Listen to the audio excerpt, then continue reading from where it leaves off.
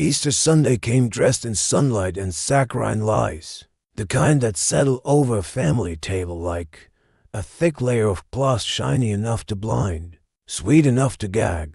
The house had been decorated with pastel balloons, disposable bunny-themed napkins, and the clatter of dishes prepared more for Instagram than for taste. They had set the long oak table, the one I bought with my pension money when my son said it would be an investment in family. Though I noticed how no one left a seat for me at the head anymore, I was shuffled to the far end, like a guest who had overstayed his welcome, an ornament of guilt sitting beside the overcooked ham. I watched them chatter, laugh, pose for pictures I was never invited into.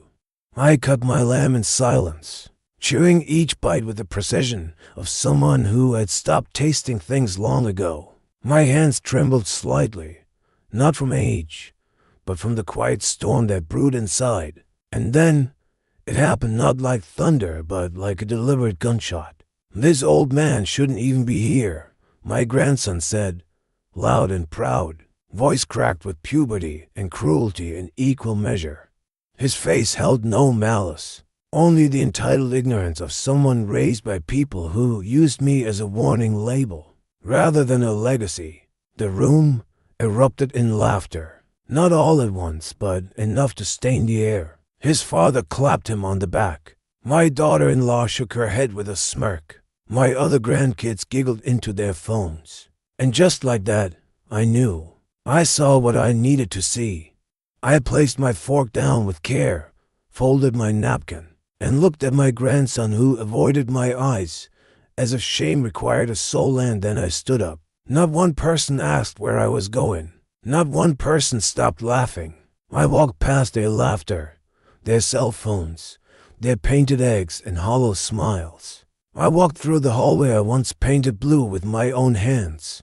I passed a cracked baseboard I'd fixed with glue when no one else noticed. I stepped out the door that used to open to grandchildren screaming "Grandpa," and now only creaked in indifference. The sun was warm, but my chest felt cold. I got into my car, turned the key with a hand that still bore a faint scar from years of labor, and I drove not away from them, but towards something they didn't know I still had, clarity. I didn't go home, because that house was never mine. Not really. Not since I handed over the deed to my son out of trust, out of love, out of stupidity. But what they never realized, or perhaps chose to forget, was that I never finalized the transfer. The property was still in my name. The taxes were still under my file. The utilities still answered to me. For all their assumptions, they had built their lives on a stage I could tear down with a single phone call. And I did. Before the sun had set, I was sitting in my lawyer's office, a man I hadn't spoken to in nearly 5 years, but who greeted me like no time had passed. "Are you ready?" he asked. I nodded. "Good," he said, sliding the document folder across the polished wood.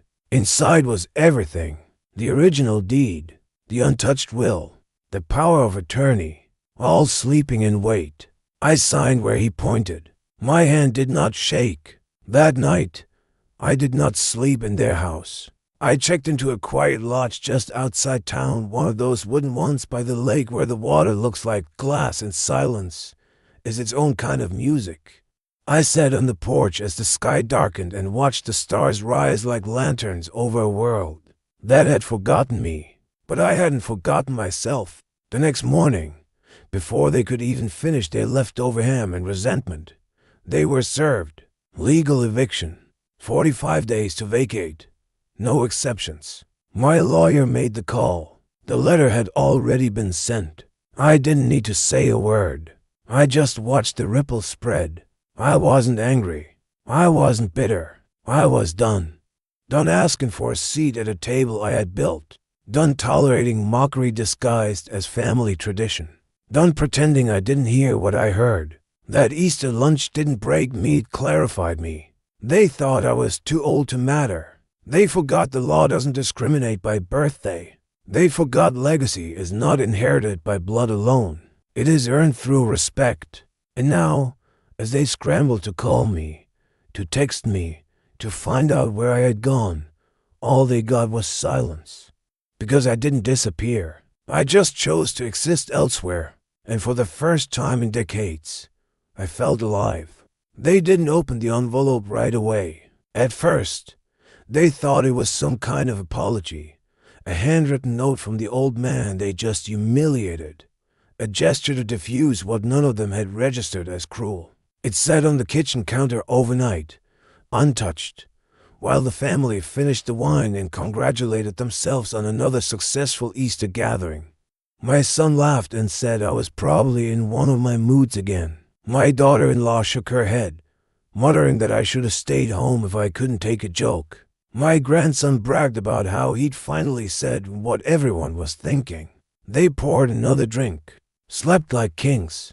It was only the next morning when my son checked his inbox and saw the notification from the county clerk that he ripped the envelope open with shaking hands. Inside was a notarized copy of the property deed, stamped, signed, legally binding. The house where they laughed, where they insulted me without hesitation or consequence, where they planned vacations and posted staged photos of family unity, wasn't theirs anymore. Not really. It had never been. The deed had always been under my name, but now it had been legally transferred to someone else. The envelope included the full transfer documentation. Ownership had changed hands entirely. The name listed wasn't mine, and it wasn't theirs. It was a trust, irrevocable and airtight, overseen by a third-party firm they had never heard of, and registered months prior. The effective date, Easter morning. While they laughed, while my grandson delivered his little speech, I had already given away the one thing they valued most quietly, legally, and without any farewell. My lawyer had drafted everything months ago. I had warned him, don't submit the transfer until I give the word. I'll know when it's time. I knew. The morning after Easter, they found out the walls around them no longer belonged to them. The locks would remain unchanged for now. The utilities still ran. The water still flowed, but none of it was theirs anymore. They stood on borrowed land, under a roof gifted by someone they'd mocked to his face. My son's voice trembled on the phone when he called me. I didn't answer. He left a voicemail, his tone stuck between confusion and rising panic, asking, "What's going on, Dad?" I replayed it twice. Said nothing. I sat by the window of my lake cabin and watched the water stretch out like a horizon with no past. That house, the one they treated like their kingdom, had been my gift to them. Not out of obligation, but out of hope. Hope that blood would mean something. That memories mattered. That maybe, just maybe, I was more than a relic they tolerated at holidays. But Easter proved what I already suspected. I was a relic. An inconvenient piece of furniture they couldn't quite justify throwing out. So I did the job for them. My daughter-in-law was the first to unravel. She scoured the paperwork, called her father an attorney who specialized in insurance, not real estate, and begged him to find a loophole. There wasn't one. The signature was mine, the transfer legal, the trust irreversible. My son called the firm listed on the document. They confirmed everything, politely, coldly, professionally.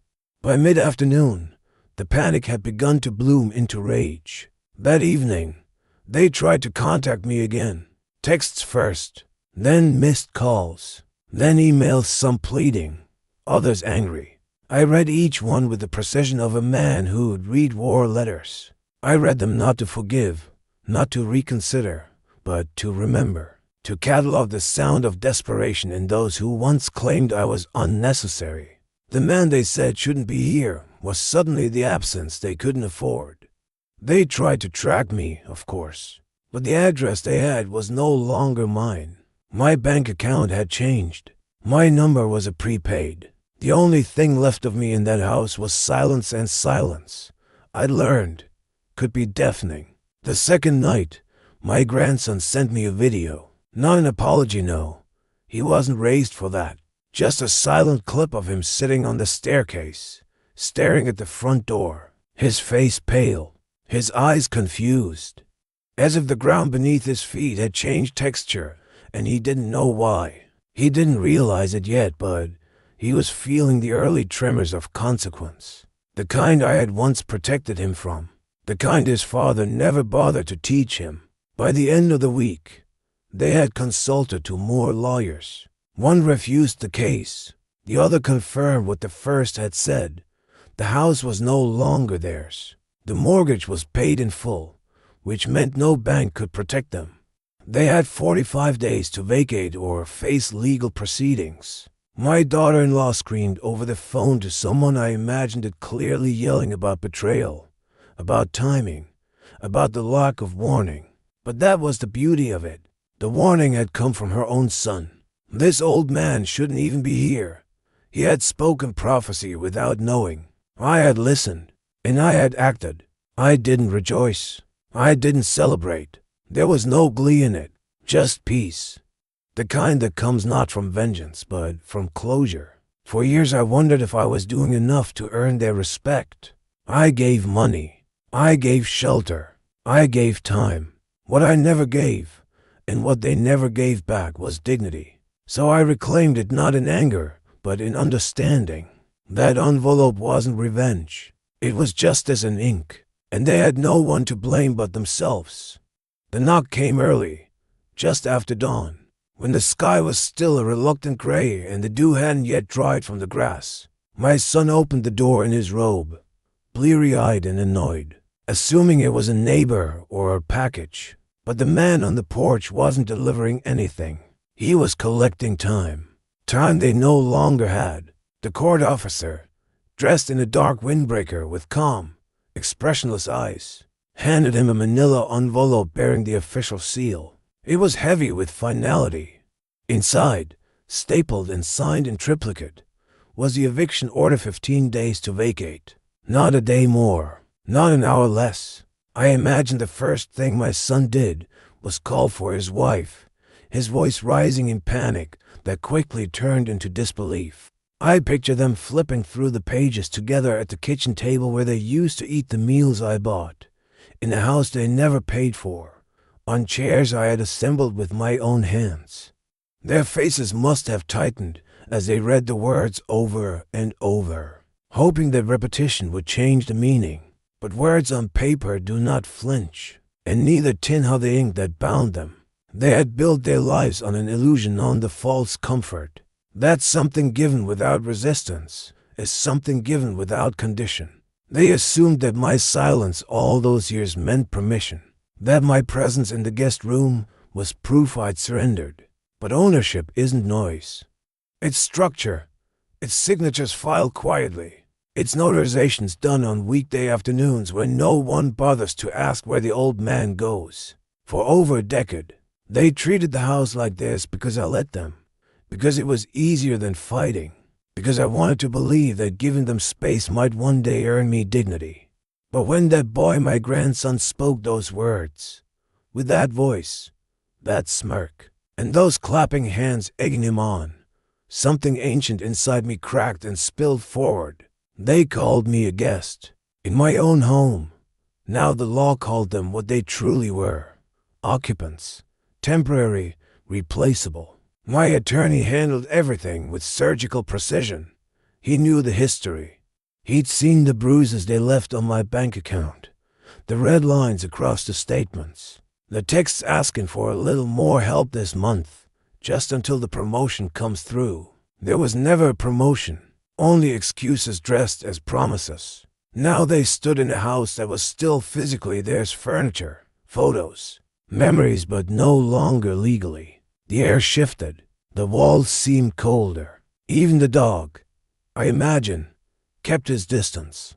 My daughter-in-law called my phone 15 times before noon. No voicemail, no message. She was smart enough to realize that the absence of communication was its own declaration. I watched it all from a distance. I had earned my lawyer forwarding me their frantic emails, their attempts to argue timelines and technicalities. But the judge's stamp was clear. 15 days. It would take them longer than that just to unpack the reality. My grandson posted vague updates on social media. Life's unfair, and betrayal comes from those closest. I didn't reply. I wasn't angry. I wasn't vindictive. I was simply done. They never asked who paid the property taxes, who fixed the roof leak, who kept the lights on when no one else noticed.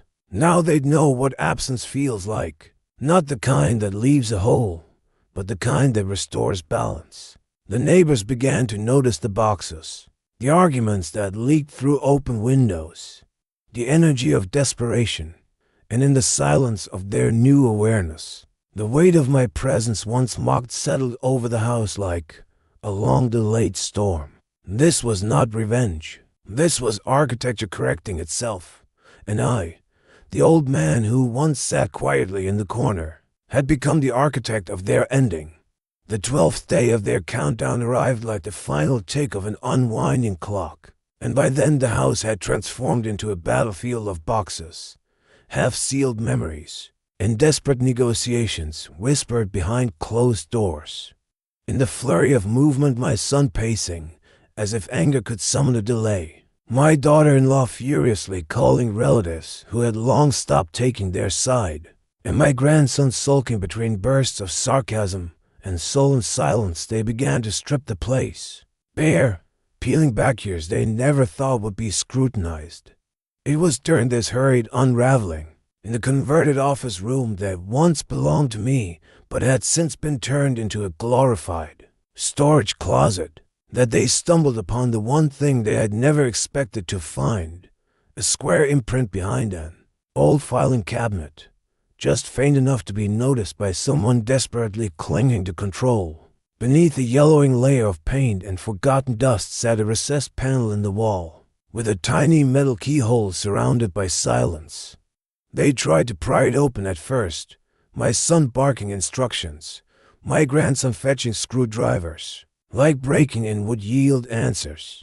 But it wasn't just a box of cash or old jewelry. It was heavier than that. When they finally located the small brass key taped, ironically, to the underside of the desk drawer they had emptied without care, they turned it with trembling hands, and the safe gave way with the reluctant groan of something that had been waiting too long. Inside was no gold, no bonds, only truth. Organized meticulously, protected not by steel but by my patience. Manila envelopes, labeled by year, by name, by moment, flash drives, each marked with dates and tags like Mother's Day 2017, Garage Argument 2019, Medical Refusal, a quiet archive of moments no one thought I noticed. Their voices, their disdain, their resentment captured in audio. Sometimes in video, always in clarity. Screenshots of texts I wasn't meant to read. Printed emails between my son and his wife discussing how to convince me to give up full ownership, without making it obvious. There were photos too blurry but unmistakable love gatherings I hadn't been invited to, of holidays where my absence was toasted with wine and laughter. And then came the journal entries, neatly typed and printed on fading paper. My words chronicling a decade of being slowly erased by the people I had once placed above myself. Each document, each file, each clipped memory was a stone in the foundation I had begun building in silence. It wasn't about bitterness. It was about clarity. If they had ever accused me of losing my mind, here was the proof that I had been more present than any of them dared admit. My grandson, the one who had laughed the loudest during my humiliation, found a folder with his name, his juvenile outbursts preserved in MP4S and transcribed with time stamps. The day he joked that I smelled like old carpet. The time he mocked the way I walked. The night he told a friend on speakerphone that I was just dead weight with a pulse. Every cruelty they thought dissolved into the air had been gathered, weighed, stored. Not because I planned revenge then, but because I knew the day would come when memory would be contested, and I refused to be a footnote in my own story. They sat on the carpet for hours, poring through it all. The room dimmed as the day faded, but no one turned on the light. Guilt has a way of darkening the atmosphere, even before the sun is gone. My daughter-in-law wept quietly. My son paced again, but with the fragility of a man who finally realized the mirror he'd spent years avoiding was now propped up in front of him. The safe had no lock on the way back. There was no point. Once opened, its contents infected the house like a haunting. The walls seemed to echo the words they had forgotten they'd said. The very structure became a museum of their negligence, curated by the man they told to keep his mouth shut and eat quietly in the corner. Outside, I sat in a modest hotel room on the edge of town, sipping weak coffee and watching the forecast. Rain was coming. I always liked the rain. It reminded me that even the sky could be overwhelmed, that even the heavens needed to empty themselves. I didn't smile.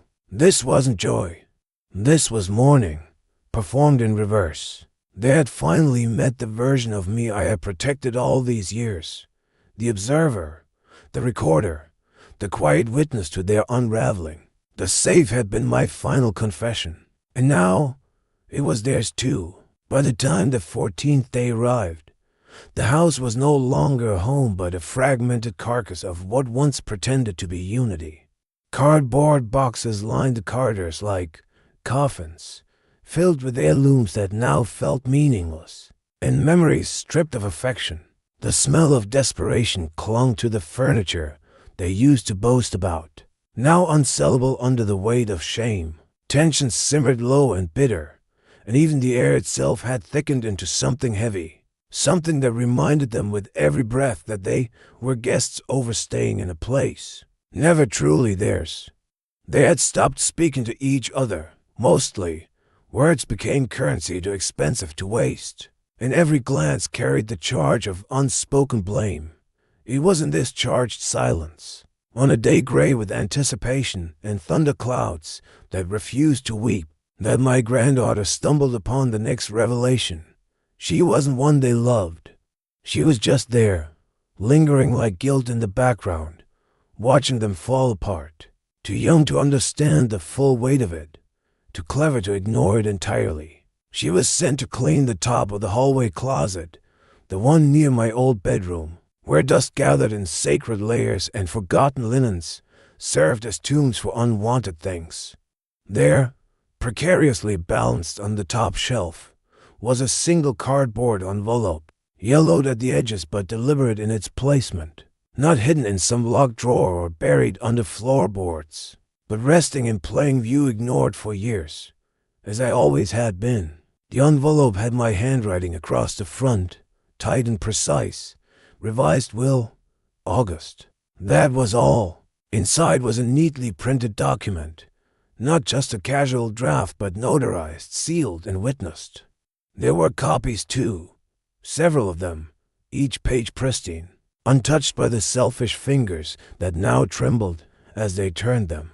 The name listed under primary beneficiary was not my son, not my daughter-in-law, and certainly not the grandson who had spat venom across Easter dinner like it was sacrament. Instead, there it was, in bold, unmissable ink, the name of the child they had erased from family photos, from invitations, from whispered conversations held at kitchen sinks. The daughter of my sister, the one they called unstable, difficult, inconvenient. She had once stayed with us for a summer. She was 16, with cautious eyes and a silence that mirrored mine. While they ignored her or mocked her clothes, I listened. I saw in her the same quiet resilience they failed to snuff out in me. I never forgot how she brought me tea without being asked, how she sat beside me on the porch not out of obligation but of choice. She had written me letters afterward, updates on her life, her job at the library, her night classes, the poetry she was too shy to publish. I kept them all. She had no idea I had done this. I had never told her, because love, I realized, did not require announcements. It did not perform for applause. And unlike the others, she never asked me what I had left to give. She only asked how I was. The will spelled it out clearly. The house, once vacated, would be sold. A portion would go to charity. The rest, the majority, to her. In addition to the inheritance, there were instructions for a trust to be set up in her name, monthly installments to be deposited quietly, with no press, no statements, no spectacle. But it was more than money. It was an apology on behalf of the bloodline that had failed her. It was an acknowledgement that she had existed, mattered, and been seen. When they read it, my son collapsed into the armchair that had once belonged to my wife and buried his face in hands. Now incapable of gripping control, my daughter-in-law walked to the kitchen, not to get water, but because some spaces are too thick with humiliation to breathe in. My grandson stared blankly, lips parted, trying to form a narrative where he was still the victim. But there was no room for that anymore. The will did not insult them. It didn't mention their names with malice or vengeance. It simply omitted them. Their erasure was more painful than any punishment I could have devised. They weren't cursed. They were irrelevant. And irrelevance has a way of echoing louder than any scream. That evening, as they boxed up the last of their illusions, I imagined them revisiting the past with frantic eyes, looking for the moment they might have prevented this. But it wasn't one moment. It was a million small ones. The forgotten birthdays, the jokes at my expense, the polite neglect disguised as tolerance. They thought kindness was optional and that cruelty had no cost. But here, in legal ink, was the bill. I had written it without theatrics, in silence, the way I had lived with them. And now, as their legacy collapsed inward like a house with rotting beams, the only structure left standing was a simple envelope on top of an old shelf, and the name they had erased now carved into the future they thought they owned. They called me again, this time with voices wrapped in sugar, the same voices that once ignored me when I asked for the salt. My son left a voicemail saying it was time to make peace, that the family needed to heal after all the misunderstandings. My daughter-in-law chimed in through text, inviting me to a dinner at their new place, a rental they could barely afford. Hastily secured after the eviction notice carved its mark across their pride. Even my grandson, whose tongue once drew blood, sent a message that said little but used the word sorry 3 times in the wrong ways. I accepted, not out of interest in forgiveness, but because I wanted to look at them one last time, before I finally buried the part of me that ever believed I owed them understanding. I arrived dressed as they always saw me, plain, quiet, unthreatening. A beige sweater, pressed slacks, shoes that made no sound against the tiled floor. I carried nothing but a small pen drive tucked in my coat pocket, light as a feather, heavy as judgment. The table was set with trembling hands. They had tried. The candles were new, though unscented and unnecessary. The plates matched. There was food overcooked, underseasoned, but it sat untouched for longer than it should. Their smiles were taut, pulled across their faces like skin stretched over bone. We ate in hollow cheer. They asked about my health as if it hadn't always been their last concern. They spoke of family values, of what matters most, as though they hadn't spent decades placing themselves above those very ideals. I nodded. Occasionally, I responded. I let them build the illusion of reconciliation, brick by brick, while beneath the table my thumb pressed softly against the edge of the plastic drive in my palm. When dessert came, dry cake and forced laughter, I stood, walked to the television on the wall behind them, and plugged the device into the USB slot. No one stopped me. They didn't know what was coming. I clicked play. The room went still. It began with the Easter lunch the moment his voice pierced the room like a thrown blade. This old man shouldn't even be here. The applause that followed. My own silence. It was all there, unedited. Then came the other moments they didn't know I had recorded. Hidden cameras, phone backups, voice memos labeled innocuously but preserved like artifacts. My daughter-in-law calling me a burden during a phone call to her sister. My son telling a coworker that I was just holding up space until the will could be read. Footage of my grandson mocking my limp behind my back, while the others laughed. Caught in the hallway mirror they never noticed. Years of slights, casual cruelties, and jokes they didn't think I heard. I hadn't planned on showing it. Not all of it, but I did. I stood there and let it run, each clip a blade peeling back the skin of their performance. They watched with eyes growing smaller, mouths twitching, hands gripping silverware like weapons they no longer knew how to use. My son tried to speak. My daughter-in-law reached for the remote. I raised a hand just slightly and said, "Let it finish." They did. When it ended, no one clapped. No one spoke. I took a sip of water, placed the glass down gently, and walked to the door. No speeches, no explanations. I left them with their ghosts echoing off the screen, reflections they couldn't turn away from. As I stepped into the night, I realized I didn't feel triumph or vengeance. I felt nothing, the kind of nothing that comes after a long winter, where even anger has grown tired of itself and peace arrives not as joy but as the absence of need.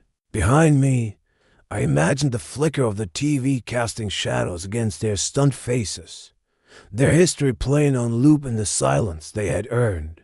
They had invited me to dinner. I brought the truth, and for the first time in their lives, they were forced to sit with it. I didn't post it. That's the first thing people assume, but I didn't. The drive I carried to their so-called apology dinner was meant for their eyes only, though perhaps meant is the wrong word. Nothing about that night was meant to comfort, to reconcile, or to build bridges over the scorched ruins of what we once called family. I brought the footage because they needed to see themselves as they were, not as they pretended to be, and they saw. What I hadn't foreseen, what I couldn't have orchestrated even if I tried, was what came next. Someone, perhaps my grandson in a panic, perhaps my daughter-in-law in a moment of reckless damage control, uploaded a portion of the video. It wasn't the whole thing, just a clip of the Easter humiliation, the boy's cruel remark, the laughter, and the camera lingering a second too long on my stillness, my untouched plate. The weight in my eyes, it hit the internet like a dropped match in a dry field. Within hours, it was everywhere. A stranger's TikTok account reposted it. Then came YouTube compilations, Twitter threads, commentaries from influencers who saw in that moment not just family drama, but generational decay compressed into a single frame. I watched the views climb not from bitterness but from a strange, hollow detachment, as if I were observing a documentary on a life that no longer belonged to me. The captions varied. When Gen Z meets Grandpa, this is why the elderly don't trust us. The coldest Easter ever. It wasn't just a clip that ignited something, it was what it represented.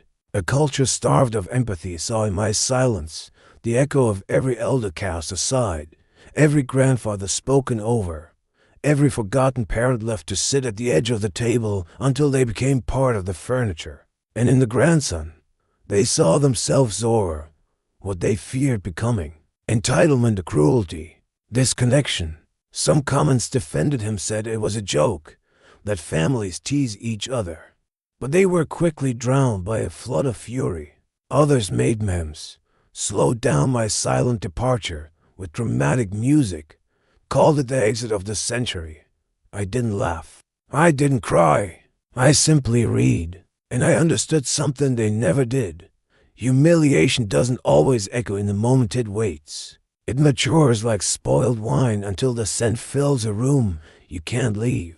The family's response came quickly, of course.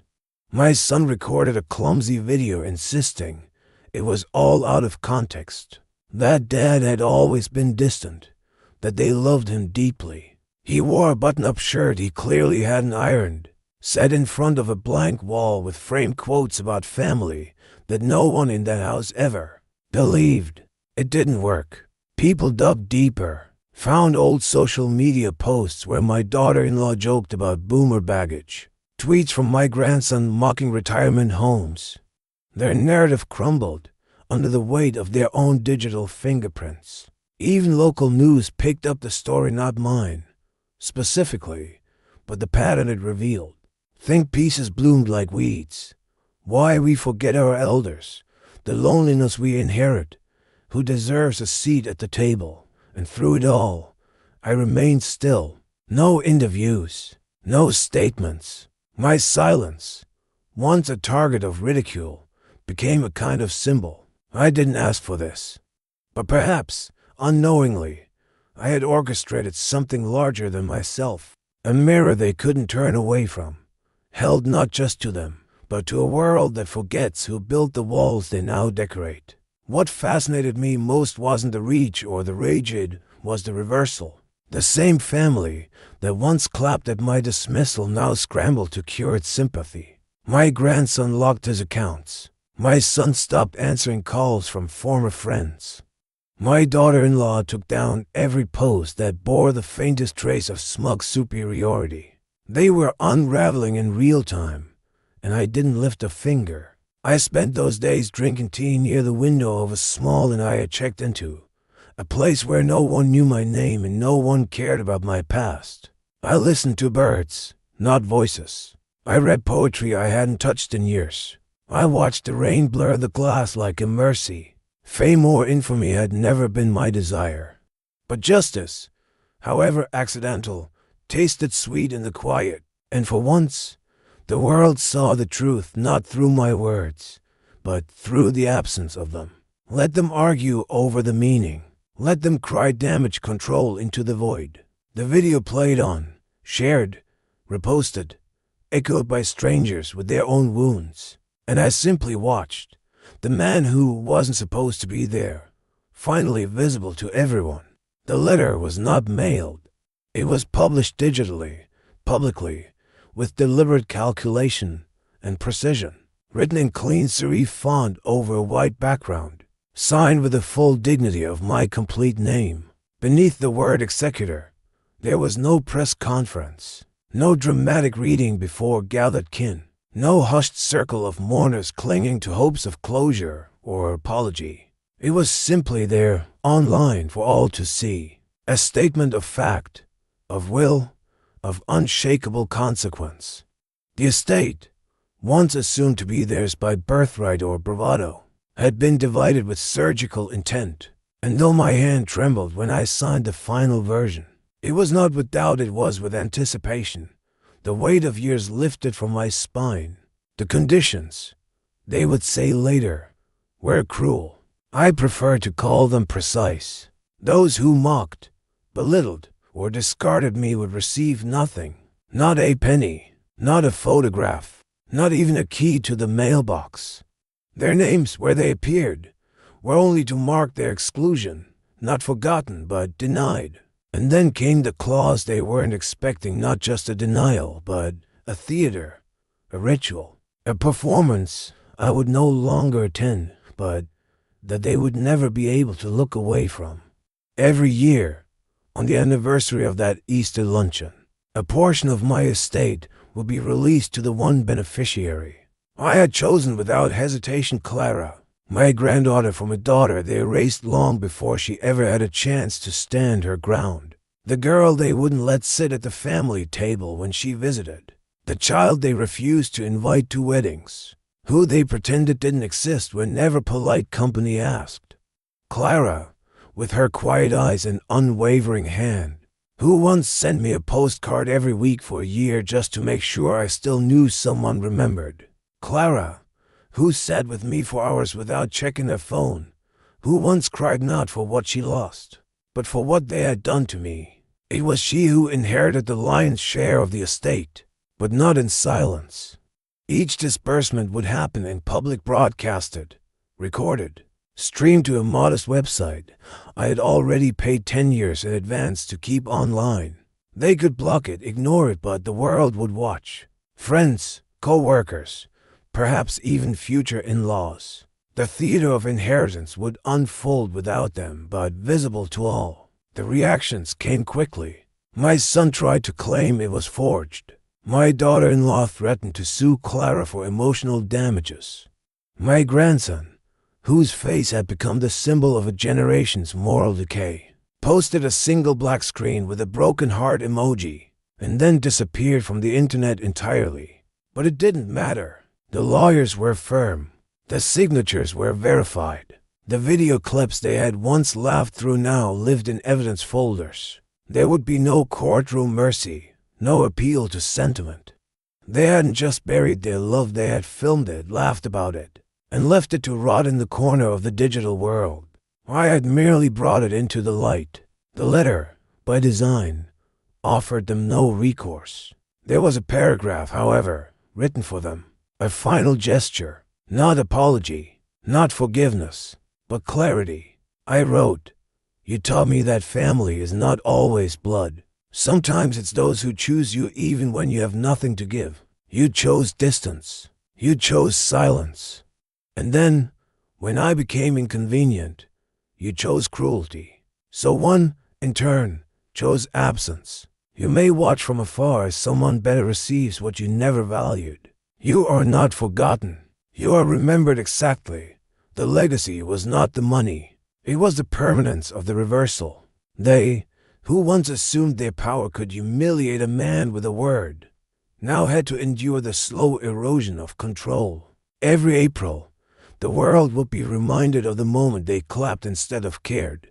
And every year, Clara would walk with dignity to a small lectern in a quiet room with a camera, open the envelope, read the letter I had written only for her, and accept another piece of what they thought would be theirs. Her voice, soft but resolute, would echo through the stream, and thousands would watch not because they loved me, but because they remembered what it meant when love is absent. And the family, they would sit with the silence, with the disbelief, with the screens they could not look away from, playing the story they wrote with their own hands. There's no inheritance greater than consequence. And I, the man who wasn't supposed to be there, had given them exactly what they earned. The house stood at the edge of a gravel road, half swallowed by a hillside thick with pine and dusted with silence. No fence dot, no number on the mailbox.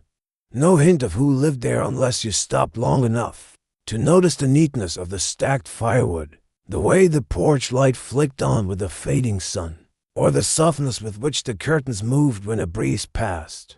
It wasn't the sort of home that called attention to itself. It wasn't the kind of place my family would have ever noticed, and that was precisely why I chose it. When I first stepped across the threshold, the floorboards spoke to me in a language I hadn't heard in decades. A creak here, a shift there, the murmurs of a place that had grown used to being left alone. I didn't need much: a bed, a chair, a kitchen where I could make a meal without anyone watching over my shoulder, commenting on my slowness, my forgetfulness, the supposed obsolescence of my habits. Here, there were no sighs behind me when I moved too slow, no voices raised just outside the door, no laughter that wasn't meant for me, only quiet, a deep, nourishing quiet that filled the spaces where pain had once lived. I took my time with the unpacking. There weren't many boxes, just the essentials I had kept through the years, things they hadn't bothered to claim or notice. A photo of my wife from when she still smiled in the mornings. A watch that no longer ticked but held more time than anything digital ever could. A jar of nails and screws that had followed me through 3 addresses and 1 life's worth of repairs no one appreciated. And of course, the letters from Clara. I lined them up neatly in a drawer I now called the heart of the house. Some days, I'd reread them one by one, not out of melancholy, but as a ritual of reclamation. They reminded me that I had not always been invisible, that someone had seen me for more than what I had failed to provide or for how many steps I could take without a cane. The neighbors here were quiet folk. They nodded without interrogating, helped without assuming. One man brought firewood just because he saw the chimney hadn't smoked in 3 days.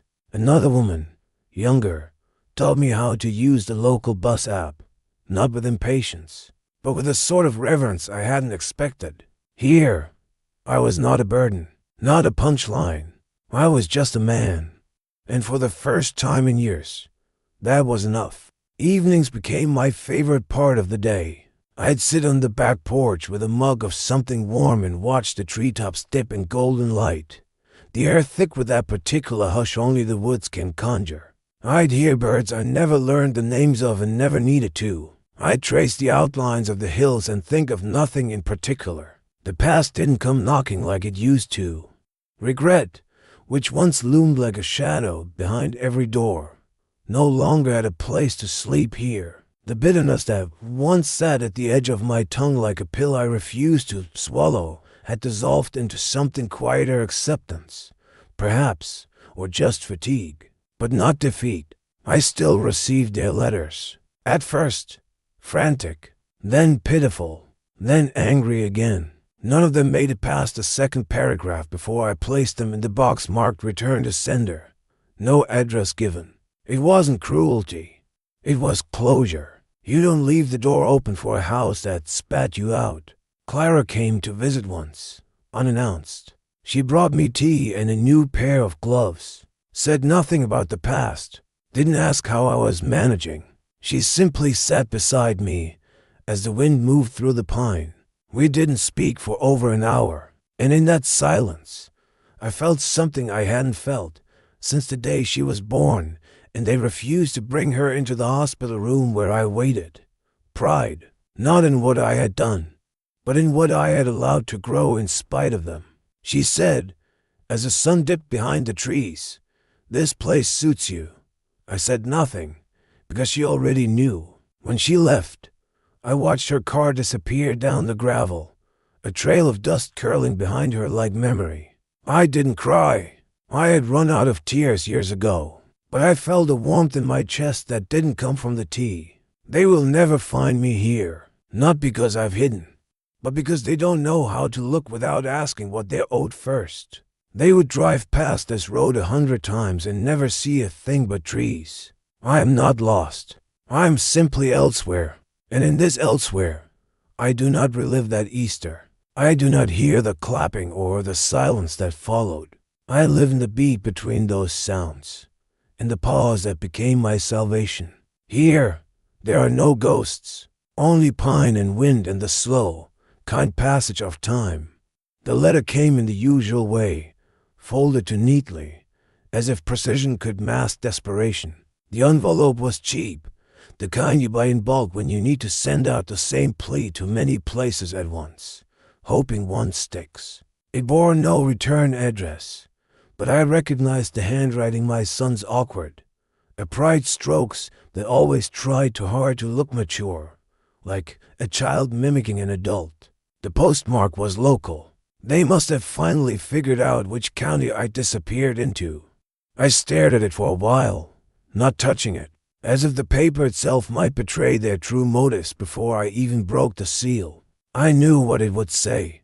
I'd seen the pattern enough times to anticipate every word before they were written. The tone would start cold and attempt at formality, a mock apology for the past, perhaps even a line about misunderstandings or family tensions. Then it would turn. The plea would sneak in, framed as necessity. We're going through a difficult time. The house has been taken. The bank is involved. Your grandson didn't mean what he said. They always find a way to tiptoe toward need without ever kneeling before the truth. I boiled water for tea and placed the envelope beside the kettle, letting the steam curl above it like incense. I thought about the last time they had looked me in the eye. Not one of them had blinked. Not one had faltered when the words were said, "This old man doesn't even belong here." And not one had risen to stop the applause. That moment, etched in the fibers of my body like a scar you forget how to hate, had become my compass. Every step since then had been guided by it. I poured the tea and sipped slowly, my fingers grazing the edge of the envelope without commitment, letting it know I was aware of it but not eager. I thought of how many birthdays I had remembered without a call in return. How many dinners I paid for while they whispered jokes about me in the kitchen. How often I'd made excuses on their behalf, telling myself they were just tired or busy or young. I had spent so many years excusing the slow erosion of my dignity, that I didn't notice when it disappeared entirely. Until that Easter, until the applause, until I stood up without anger, without spectacle, and chose to leave a room that no longer knew how to see me. When I finally opened the envelope, it was only to confirm the script. It unfolded exactly as I expected: apologies with no weight, explanations without ownership, and beneath it all, the naked ask: help. Not for the past, not for closure, but for money, for support, for rescue. They didn't want me back. They wanted what they thought I might still have left: a name on a deed, a few savings, a lifeline now that their own had frayed beyond repair. I placed the letter back in its envelope, smoothed the flap with the back of my hand, and set it in the drawer beside the others. Each one a different shade of regret, none addressed to the man I had become, only to the resource they had once exploited. My phone rang later that night, a number I knew by heart but hadn't heard from in years. I watched it blink and fade. Then it rang again, another number, then another. 15 calls by morning, all unanswered. I didn't block them. I didn't erase them. I let them pile up like leaves in autumn dry, rustling reminders that I was still being sought, not for who I was, but for what I once gave. The silence became my fortress. It wasn't born of cruelty. I no longer needed revenge or punishment. That had passed. They had exiled themselves with their own actions. My silence was simply the final door closing, not locked, not slammed, just gently drawn shut. The kind of quiet that says, no more. I went about my day as usual, chopping wood, feeding the birds, reading from books they'd never bothered to open. I smiled at the neighbors. I waved at the mailman. I listened to the wind. And when night came, I sat beneath the stars with a blanket over my knees, letting the cold bite just enough to remind me I was alive. I thought about writing back one sentence, maybe something like, I heard you, or now you know how it feels. But even that felt too loud. They had taken enough. They didn't deserve my words. Not anymore. In the end, silence was all I had left to give, and it was the most honest gift I could offer. It didn't beg. It didn't justify. It didn't seek applause or vengeance. It simply existed, heavy and unmovable like stone, a monument to everything they refused to understand. I watched the moon rise without interruption. No one knew where I was. No one could reach me unless I wanted them to. The world kept turning, and somewhere in that big, distant house that used to be mine, I imagined them sitting in the echo of their own choices, trying to fill the space I had vacated. But some silences cannot be filled. They are not gaps. They are conclusions.